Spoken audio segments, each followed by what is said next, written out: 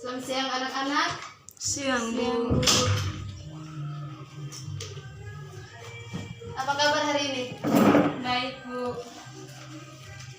Berapa orang tidak hadir hari ini? 2 orang, Bu. Baik, nanti komisaris tolong tuliskan nama-nama yang tidak hadir sebentar kasih ke ibu ya. Ya, Bu. Materi kita minggu lalu sampai di mana? Drama, Bu. Duh, pasti ini sudah lupa tidak belajar ya. Baik, hari ini kita ada materi baru mengenai teks hasil observasi.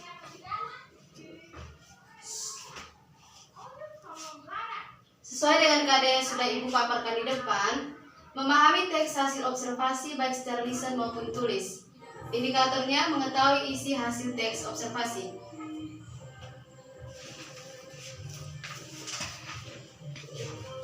Perhatikan ke depan.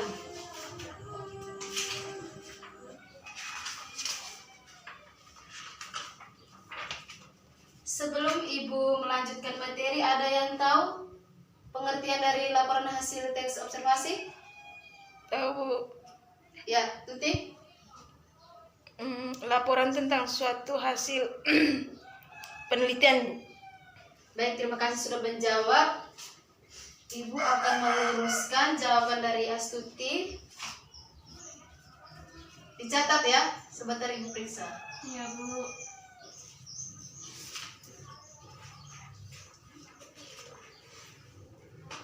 Laporan hasil observasi adalah teks yang berisi penjabaran umum atau melaporkan sesuatu berupa hasil dari pengamatan tersebut.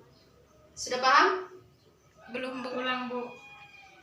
Laporan hasil observasi adalah teks yang berisi penjabaran umum atau melaporkan sesuatu berupa hasil dari pengamatan. Sudah? Sudah, Bu. Misalnya, kita mengamati suatu benda, hewan, manusia, atau tumbuh-tumbuhan. Bisa juga peristiwa yang terjadi di alam semesta kita. Misalnya, gempa bumi. Sudah paham? Sudah, Bu. Teks hasil observasi bersifat faktual atau berdasarkan fakta yang ada, bukan kalian mengada-ngada. Yang kedua mengenai struktur teks hasil observasi. Ada yang tahu penjelasan dari ketiga struktur teks hasil observasi ini? Tidak, Bu. Baik. Kita lihat pertama mengenai pernyataan umum. Pernyataan umum mengandung keterangan umum mengenai subjek yang dilaporkan. Sudah? Sedangkan deskripsi bagian mengandung rincian hal-hal yang dilaporkan. Sedangkan simpulan mengandung ringkasan umum hal yang dilaporkan. Sudah paham? Sudah, Bu. Baik.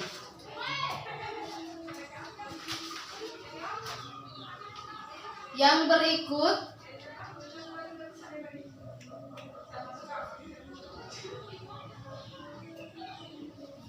laporan hasil observasi.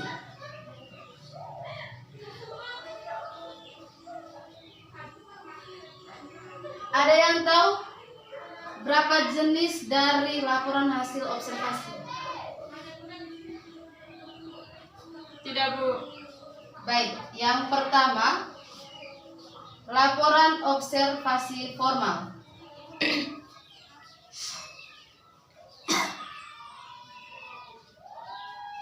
Yang kedua, Laporan observasi non formal.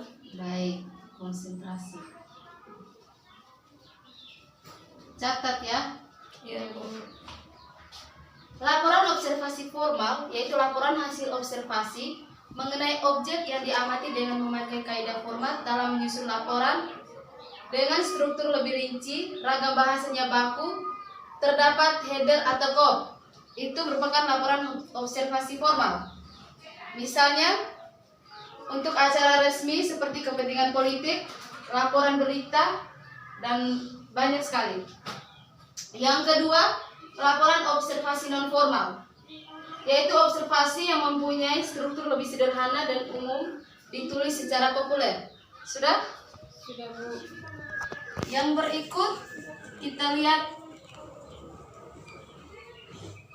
langkah-langkah dalam menyusun teks hasil observasi.